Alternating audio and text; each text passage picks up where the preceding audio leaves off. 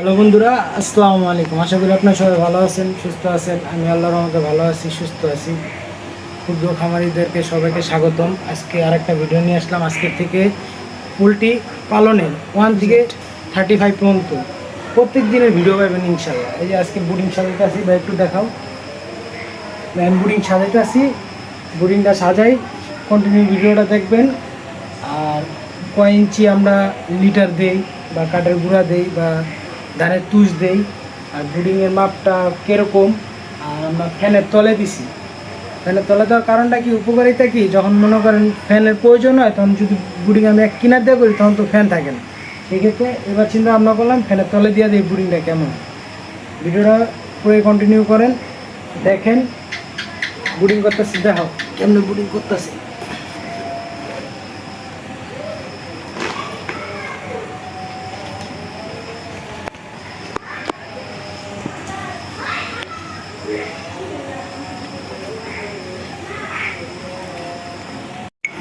আলহামদুলিল্লাহ, লাইটিং করা শেষ।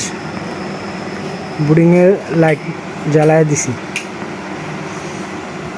এখন কতটুকু পরিমাণ নামানো দরকার, এটা মুরগির বাচ্চা দেওয়ার পরে তাপমাত্রা বোঝার পরে এটা উড়ান নামান করা দিন।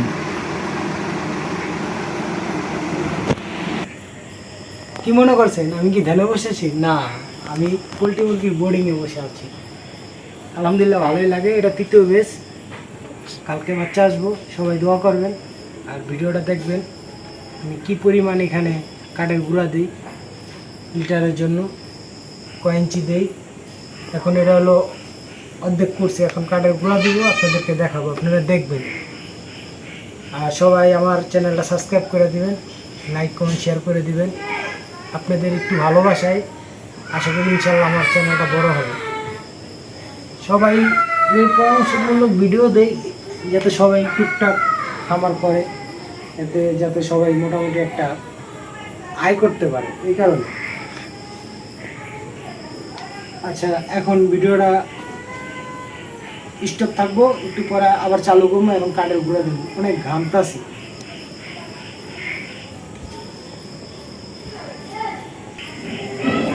হ্যালো প্রিয় খামারি ও বন্ধুরা, আমি মনে করেন কাঠের গুঁড়া দিতেছি, লিটার বানাইতেছি। আমি 1 ইঞ্চি দিই, 1.5 ইঞ্চি দিলে ভালো হয়। আমি 1 ইঞ্চি দিই।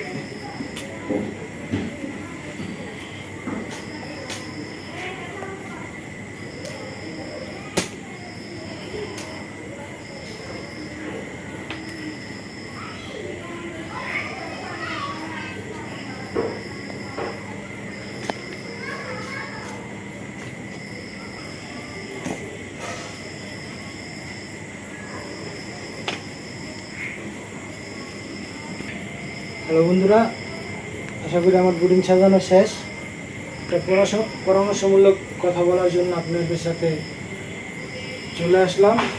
আমি আমার বুডিংয়ে সবাই হলো মনে করেন পেপার দেয়, আর আমি 2 সেট সালার বস্তা বানায় নিছি। এতে সুবিধা কি, এটা কম ভিজে, স্যাঁতসেঁতো কম হয়। স্যাঁতসেঁতো কম হওয়ার কারণে মুরগিগুলো ঠান্ডা লাগে না। আর বুডিংয়ে নিউমোনিয়া যদি হয়ে যায়, মুরগি বাচ্চাতে খুব কষ্ট হয়ে যায়।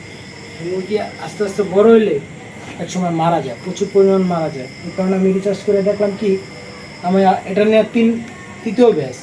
আমি প্রথম ব্যাচে পেপার দেওয়া করছি, দ্বিতীয় ব্যাচে প্রথম ব্যাচে আমার নিউমোনিয়া হয়ে গেছে। আমি উপজেলা পানি সম্পদ স্যারের সাথে আলোচনা করছি, আমি মুরগি নিছি, তারা অপারেশন করছে, দেখছে যে আমার মুরগির ভিতরে নিউমোনিয়া হয়ে গেছে। তার মূল কারণ হলো বুডিং ব্যবস্থা। তাই চিন্তা ভাবনা করলাম সালার চট ব্যবহার করলে আমার নিউমোনিয়ার দ্বিতীয় বেশি হয়নি। আলহামদুলিল্লাহ, মুরগিগুলো খুব সুস্থ ছিল, ভালো ছিল, এবং আমি বিছাই দিই সব করে। আজকে ভিডিও এই পর্যন্ত। সবাই ভালো থাকবেন, সুস্থ থাকবেন। আসসালামু আলাইকুম।